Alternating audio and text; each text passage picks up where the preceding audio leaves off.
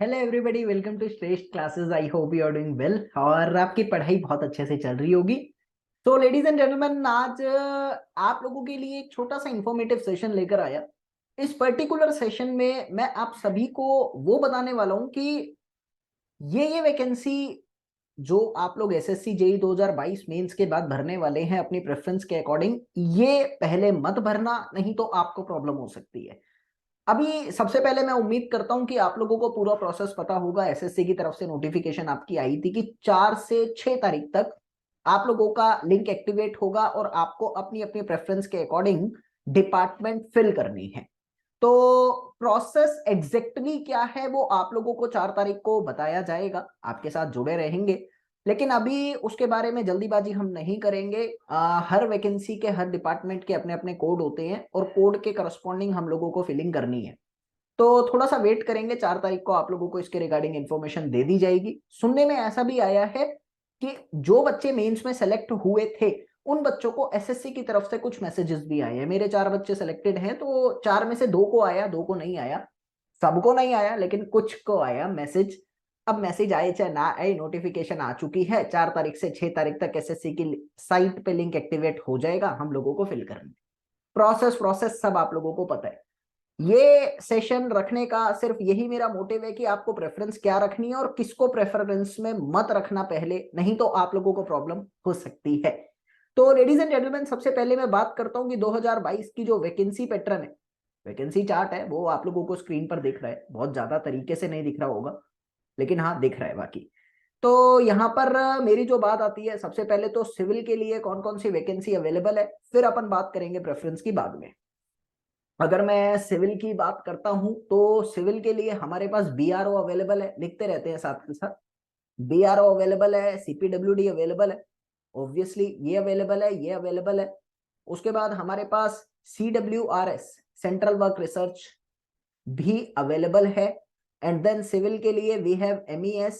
And then civil के लिए we have ports, यानी नेवल, नेवल डिपार्टमेंट हमारे सिविल के लिए अवेलेबल है। और उसके बाद हमारे पास अवेलेबल है एनटीआरओ, रिसर्च ऑर्गेनाइजेशन डिपार्टमेंट। हमारे पास 6 डिपार्टमेंट अवेलेबल है। देखो, जब मैं बात करता हूं प्रेफरेंस की, तो आपके दिमाग में सबसे पहले कुछ फैक्टर्स आने चाहिए जिसके करस्पॉन्डिंग आप लोगों को अपनी अपनी प्रेफरेंस फिल आउट करनी है। वो फैक्टर्स क्या क्या हो सकते हैं? सबसे पहले तो आपके पास आता है opportunities to work with machines. Opportunities, आप लोग नई नई टेक्नोलॉजी के साथ किस डिपार्टमेंट में सबसे ज्यादा चांसेस हैं कि आप वर्कआउट कर सकेंगे। उसके बाद आप लोगों के पास आता है स्टैंडर्ड।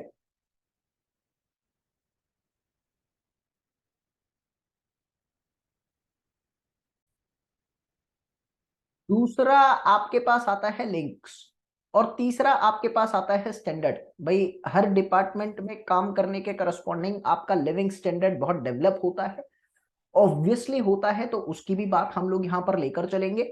चौथा आप लोगों के पास यहाँ पर आता है कि आप लोगों की लोकेशन क्या है। मैं प्राइम प्रेफरेंस के साथ लोकेशन को यहाँ पर रखना चाहूंगा, क्योंकि लोकेशन के बेस पर हम लोगों को हमारा फ्यूचर डिसाइड करना होता है।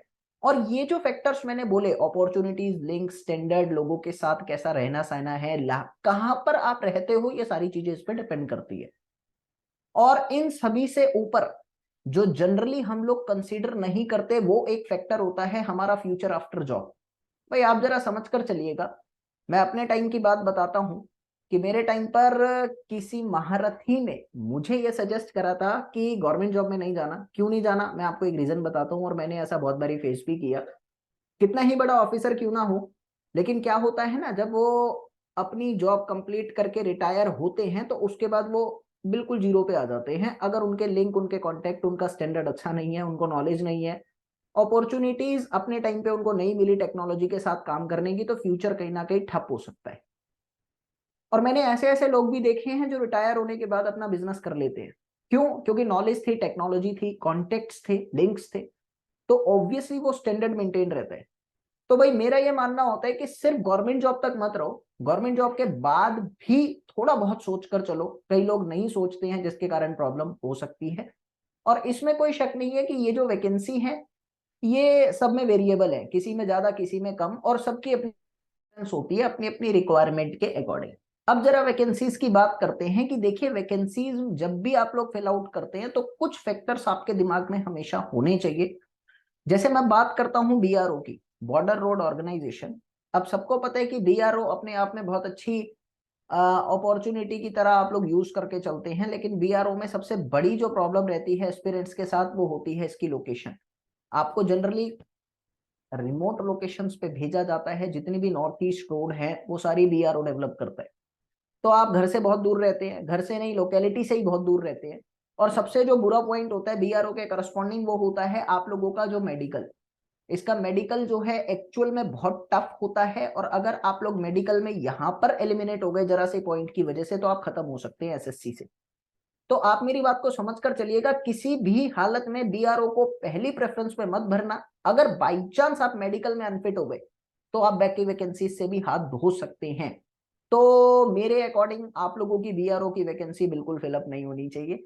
हाँ, अगर मैं यहाँ पर बात करता हूँ नेवल डिपार्टमेंट की, भाई नेवल डिपार्टमेंट में क्या है ना, अगर आप लोगों को वाटर में जाना है, और वाटर में भी अगर आप अंडमान निकोबार की बात करते हैं, अंडमान निकोबार का मतलब हो गया आपको अपनी फैमिली से बहुत ज्यादा दूर रहना पड़ेगा। हाँ, इसमें दिक्कत नहीं है कि रिमोट एरियाज में रहने पर आप लोगों को एलोवेंसेस मिलते हैं, लेकिन सैलरी की अगर बात करूं तो लगभग सभी में बराबर है। भाई किसी में 10,000 कम, किसी में 5,000 ज्यादा, वो सब एक छोटी सी बात हो जाती है। तो सैलरीज का बहुत बड़ा इशू नहीं रहता। सैलरी लगभग लगभग आप लोगों की सेम ही रहती है। रिमोट लोकेशन के एलिवेंसेज आप लोगों को मिलते हैं, इसमें कोई शक नहीं है, लेकिन नेवल डिपार्टमेंट की बात करूं तो आप बहुत दूर चले जाएंगे अपनी फैमिली से। आप लोगों को अपॉर्चुनिटीज मिलेगी, बाकी इतनी ज्यादा अपॉर्चुनिटी नहीं मिलेगी। अगर मैं और डिपार्टमेंट्स को देखता हूं तो उनमें अपॉर्चुनिटीज, उनमें लिंक, उनमें स्टैंडर्ड आपके ज्यादा सुधरेंगे। तो यहां मैं कहना चाहूंगा कि आप फ्यूचर की अगर थोड़ी बहुत प्लानिंग करके चलते हैं अपने, भाई आफ्टर 60 की प्लानिंग करके चलते हैं, तो आप लोगों की अपॉर्चुनिटीज यहाँ पर थोड़ी सी कम होने के चांसेस बनते हैं। इसीलिए मैं इसको भी प्राइम प्रेफरेंस पे कभी नहीं कहूंगा कि स्टूडेंट को फिल करना चाहिए। अपनी अपनी सबकी प्रेफरेंस है, मैं अपना व्यू आपके सामने रख रहा हूं जस्ट।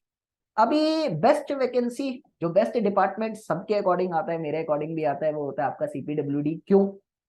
सीपीडब्ल्यूडी जो है वो कंस्ट्रक्शन से रिलेटेड है। जितने भी आप लोगों की गवर्नमेंट बिल्डिंग्स होती हैं वो सीपीडब्ल्यूडी के अंडर आती है। अब कंस्ट्रक्शन की जब मैं बात करता हूं तो आप लोकल पीपल से भाई ऑब्वियसली एक्टिव रहते हैं, उनके कांटेक्ट में रहते हैं।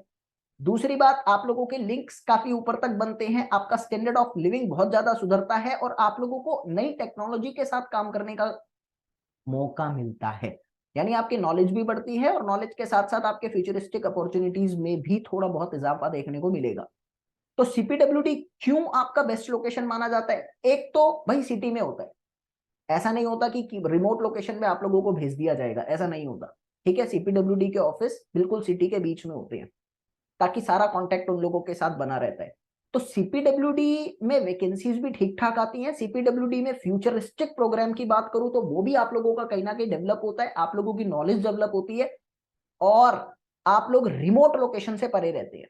सिंपल सी बात है, इसीलिए नंबर 1 डिपार्टमेंट सीपीडब्ल्यूडी को माना गया है। उसके बाद अगर मैं बात करता हूं एमईएस, मिलिट्री इंजीनियरिंग सर्विसेज की, मिलिट्री इंजीनियरिंग सर्विसेज के लिए आप लोगों का जो फैक्टर कंसीडर किया गया है वो एक तो क्या है, जरा उसकी मैं बात कर देता हूं। यहां पर पहली बात तो ये सुन लेंगे कि सीपीडब्ल्यूडी जो है वो 30 साल की मैक्सिमम एज के लिए वैलिड है, और ऑब्वियसली डिप्लोमा वाले इसको भर सकते हैं। भाई इसके अंदर सिविल की मैं बात कर रहा हूं, अभी मैं मैकेनिकल और इलेक्ट्रिकल की बात नहीं कर रहा। डिप्लोमा वाले इस वैकेंसी को फिल आउट कर सकते हैं। अगर मैं मिलिट्री इंजीनियरिंग सर्विसेज की बात करता हूं तो मिलिट्री इंजीनियरिंग सर्विसेज के लिए 30 साल की मैक्सिमम एज वैलिड है। डिप्लोमा भी भर सकता है, डिग्री भी भर सकता है, लेकिन इसके लिए कंडीशन है कि आपको 2 साल का एक्सपीरियंस होना चाहिए। अब मिलिट्री इंजीनियरिंग सर्विसेज को सेकंड प्रेफरेंस पे क्यों रखा गया? कई लोग इसको प्राइम प्रेफरेंस पे भी लेकर चलते हैं, फर्स्ट पे। सेकंड प्रेफरेंस पे इसको इसलिए रखा गया, एक तो आपको रिमोट लोकेशन नहीं मिलती, नहीं मिलती। दूसरी बात, आप लोग मिलिट्री के साथ काम करते हैं, मिलिट्री के साथ काम करने का सबसे बढ़िया जो रीजन मुझे नजर में आता है वो होता है नई टेक्नोलॉजी। भारत के अंदर जो भी नई नई टेक्नोलॉजीज आती हैं, सबसे पहले पूरे चांसेस होते हैं कि वो मिलिट्री के पास आती है। तो आप लोगों को नई टेक्नोलॉजी के साथ काम करने का पूरा मौका मिलता है। दूसरी बात, इनकी जो लोकेशन होती है वो सारी पॉश होती है, मतलब अच्छे अच्छे जो आप लोगों के एरिया होते हैं उनमें आप लोगों को इसकी लोकेशन देखने को मिलती है। भाई जितना भी आप लोगों का साथ होता है एमईएस में, वो हाई स्टैंडर्ड लोगों का होता है, तो स्टैंडर्ड ऑफ लिविंग आप लोगों का बहुत ज्यादा सुधरता है और उसकी सबसे बड़ी बात होती है आपके कॉन्टेक्ट्स बहुत ज्यादा बनते हैं। तो नॉलेज भी बढ़ रही है, कॉन्टेक्ट्स भी बढ़ रहे हैं, लिंक्स भी बढ़ रहे हैं, स्टैंडर्ड भी बढ़ रहे हैं, तो ऑब्वियसली आफ्टर 60 आपका फ्यूचर भी डेवलप हो रहा है। पूरे चांसेस है, अब वो आपके हाथ में, आप करना चाहो ना चाहो, लेकिन पूरे चांसेस आप डेवलप कर सकते हो। तो एमईएस अपने आप में बहुत बढ़िया डिपार्टमेंट मैं कंसीडर करके चलता हूं, आपको लेकर चलना है, ठीक है, कोई दिक्कत नहीं है। तीसरी बात मैं यहां पर लेकर चलूंगा जो मेरे अकॉर्डिंग अच्छा डिपार्टमेंट मान के चलता हूं, that is known to be as NTRO. अब देखिए रिसर्च ऑर्गेनाइजेशन है, रिसर्च ऑर्गेनाइजेशन का सबसे बड़ा बेनिफिट तो आप लोगों का यही है यहां पर कि आप लोगों का ये काम करता है रॉ के साथ, यानी रिसर्च एंड एनालिसिस विंग्स के साथ। सबसे बढ़िया बात यही है कि दिल्ली में लोकेशन है। अब रॉ के साथ काम करने का मतलब क्या होता है? रॉ के साथ काम करने का मतलब होता है कि लिंक्स आपके बहुत ऊपर तक बनकर चलते हैं, आपका स्टैंडर्ड ऑफ लिविंग जो है वो बहुत ज्यादा सुधर कर चलता है, आपका सिक्योरिटी इशू बहुत हाईली डेवलप हो जाता है। ऑब्वियसली भाई रो के साथ काम करना अपने आप में ही बहुत ज्यादा स्किल डेवलप करने वाली बात होती है, सारे ही बहुत ऊपर के लोग होते हैं और आपकी जो स्किल डेवलपमेंट होती है वो नेक्स्ट लेवल चली जाती है। क्यों? क्योंकि ये रिसर्च डेवलपमेंट है, रिसर्च डिपार्टमेंट है, और रिसर्च डिपार्टमेंट में आप लोगों की स्किल्स में इजाफा बहुत ज्यादा देखने को मिलता है। वैकेंसीज की बात करूं तो बहुत कम है, ज्यादा नहीं है इसमें वैकेंसीज आप लोगों की। आप देखिए जनरल के लिए टोटल 3 ही वैकेंसी है और ये टोटल 3 ही है।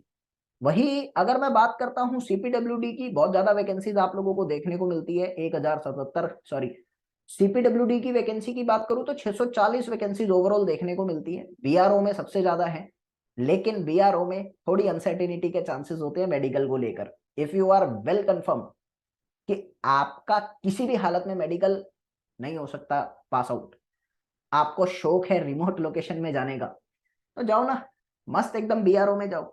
एमईएस की बात करूं बहुत ज्यादा नहीं है, एमईएस में आप लोगों की जो टोटल वैकेंसीज है वो 404 है, अनरिजर्व के लिए 170 रखी गई है, ठीक है। तो अभी मैं बात करूंगा प्रेफरेंस ऑर्डर की। शुरू में मैंने बताया इस डिपार्टमेंट को पहले मत भरना, आर यू गेटिंग मी, जरूरी है।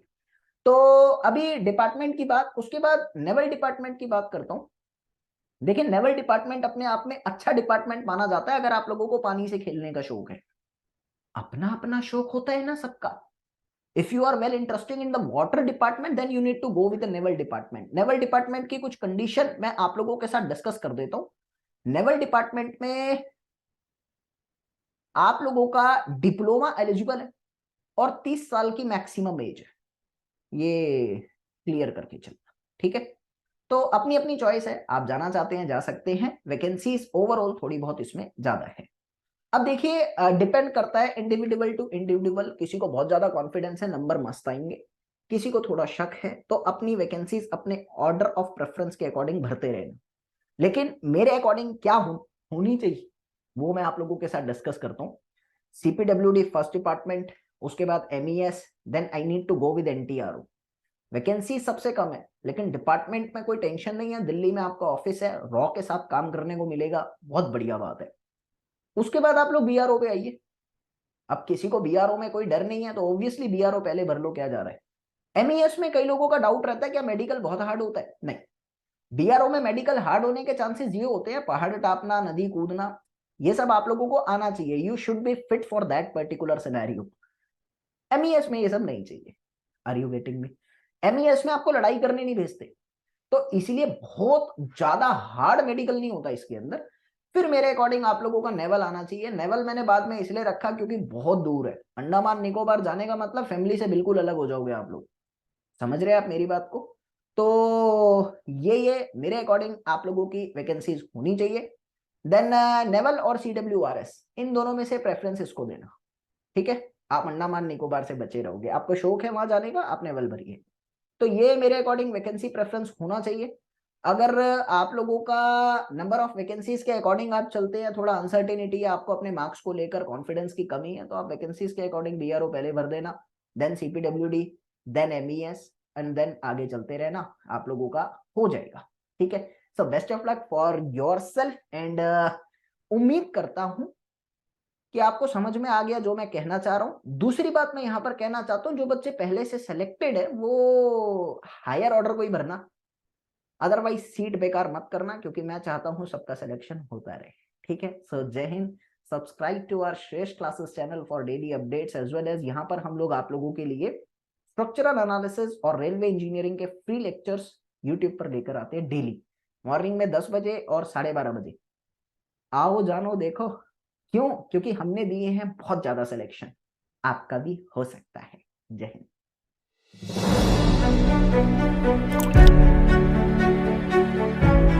गेट क्लियर होना और NIT मिलना मेरे लिए बड़ी बात है, और ये सब पॉसिबल हो पाया सिर्फ निखिल सर की हेल्प की वजह से।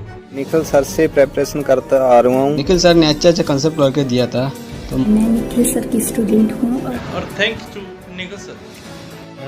मैं निखिल सर जी को दिल से बहुत बहुत धन्यवाद करना चाहता हूँ। निखिल सर और उनकी पूरी की पूरी टीम का तहे दिल से शुक्रिया अदा करना चाहता हूँ। मैं निखिल सर जी को दिल से बहुत बहुत धन्यवाद करना चाहता हूँ। Thank you Nikhil sir. Thank you very very much Nikhil sir. Thank you Nikhil Goyal sir, thank you.